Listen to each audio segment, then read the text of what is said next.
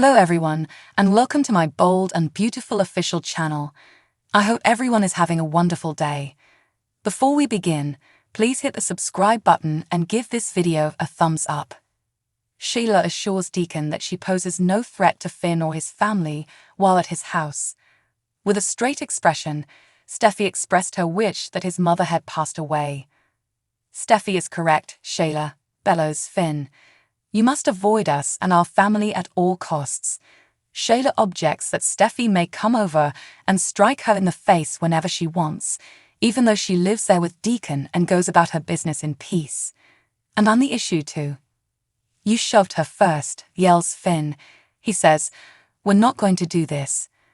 After telling Sheila that she won't be seeing her or her family ever again, Steffy and her depart. Sheila destroys a table in the apartment out of rage. Deacon inquires about Sheila's well-being, assuming that they won't be eating sandwiches for supper. She is furious with Steffy for breaking into their house and assaulting her. No one handles her that poorly and gets away with it. Hope tells Thomas at Forrester that she can't get enough of him. He also can't get enough of her. They have a wild affair. An alert on Hope's phone interrupts them, so Thomas backs her up against the desk. She clarifies that it was a father-daughter bonding moment, and that it was a reminder to go assist Deacon in closing the restaurant. But now that he's with Sheila, that's all over. Her father has to avoid her and the kids since he is involved with a crazy. Hope recalls that she never really opened out to her father as a child and had given up on building a relationship with him. It felt different this time.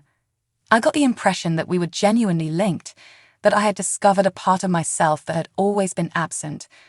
Hope claims that Deacon changed everything, and that having that father role in her life seemed like a godsend. But after Sheila entered the picture, Hope no longer puts Deacon first. Thomas apologizes. Hope says, "I don't want to put the kids in danger as long as my dad is associated with Sheila. Douglas and Beth must come first." Thomas concurs. Hope experiences a sense of losing her father repeatedly. Steffy tells Finn at the cliff home that she's wary of always having to keep an eye out for Sheila the psychopath. Finn disputes the veracity of her statement. "You said you wanted Sheila dead." Sheila believes she has every right to be outraged, even when Deacon advises her to tone it down when she gets to his apartment. Her goal has been to lead a decent, uncomplicated life. She has been an exemplary citizen, according to Deacon. Sheila is furious because nobody wants to give her credit. Thus it doesn't matter. "I'm done with her." Steffy can simply storm through that door and do all in her power to keep her away from her son and grandchild. Who is this woman assuming she is? Is she expected to just accept it? Deacon cautions Sheila from correcting her, stating that she had no business acting in that manner.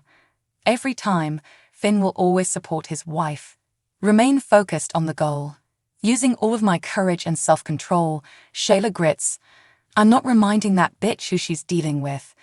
Finn questions Sheila once more at the cliff home about whether or not Steffy really wanted her dead. After everything she's done to their family, Steffy wonders whether he blames her. She's not sure whether she would feel free of her even if she were in a jail cell, only if she was dead and buried. Indeed, I did tell her just that.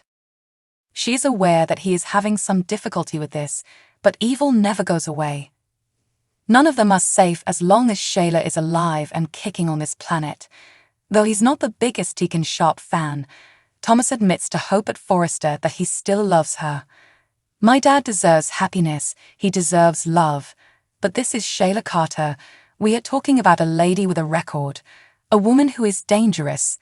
Hope would be overjoyed if it were any other woman in Los Angeles. Thomas understands.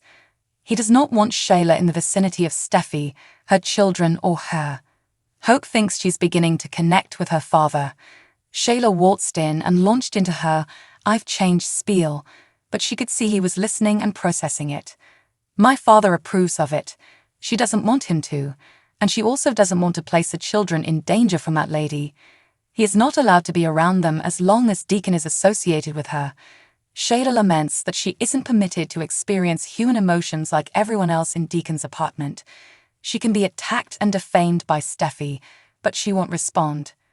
Deacon reassures her about her recent success and tells her not to let her detractors intimidate her. Sheila is aware of his accuracy. No matter how successful she is or how modest she maintains her profile, Steffy is determined to ruin the life she does have. She refuses to let go. Steffy is Finn's wife, Deacon tells her, adding, "If you want to have a connection with him, and it's a position that no one should ever want to be in," snarls Sheila, claiming that Steffy is the obstacle preventing her from seeing her son. Finn asks Steffy if she'll be all right at the Cliff home by herself. She promises to be all right.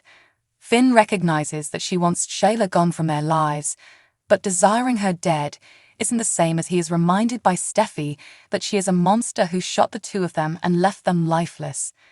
Probably, if she were trapped, she would do it again. Finn pledges to protect her and the children from Sheila, even though he is aware of her ongoing trauma. He tells Sheila he needs to go down to the restaurant at Deacon's place. She must swear to him, but she won't do anything that they will all come to regret. Sheila swears she won't approach the children, Finn or Steffy. "Good," replies Deacon as he gives her a kiss. "I'll return shortly." When Sheila is by herself, she screams, grimaces, and overturns objects. Hope is told by Thomas at Forrester that she is strong for having chosen a side with her father and sticking with it. Hope is upset that she had to break up with her father, even though he could make things right if he wanted to. "For once in his life, he could decide to pick me. She is Thomas's choice, and he vows to protect her from harm, including Sheila." Hope cautions them not to undervalue her. She poses a risk to every one of them. Tom gives her a head kiss. Sheila is gone when Deacon goes back to his flat and shouts for her. Upon seeing the tipped-over furniture, he moans, "Oh, please God, no." Steffy cleans up toys and wears an ice pack around her neck at the Cliff home.